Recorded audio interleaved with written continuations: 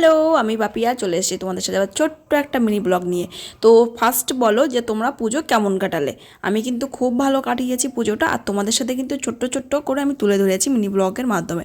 তো আজকেও আমি তোমাদের ছোট্ট একটা জিনিস দেখাবো, কি বলো তো, পুজো। পুজো মানে প্রসাদ। সেই প্রসাদ বিতরণ কিন্তু আমাদের এই মৈত্রী মহিলা সমিতির থেকে হচ্ছে, আর এখানে কিন্তু খিচুড়ি প্রসাদ দেওয়া হয়েছে। আর খিচুড়ি প্রসাদ যেখানে পায় মানুষ কিন্তু সেখানে থাকে।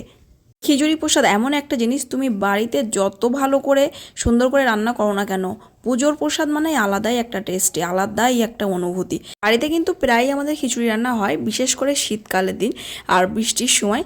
কিন্তু সেগুলো যতই ভালো রান্না হোক না কেন, সেই টেস্ট কিন্তু পুজোর প্রসাদের মতো টেস্টি হয় না।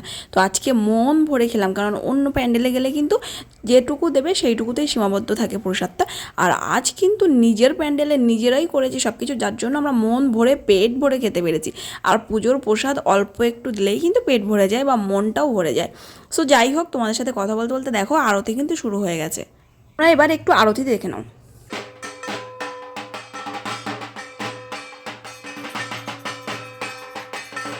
এই ছোটো ছোটো মিনি ব্লগে তোমাদের কাছ থেকে অনেক ভালোবেসে পেয়েছি। তো দেখা হবে আবার 10মি ব্লগে। নেক্সট ব্লগ কিন্তু দেখতে ভুলো না।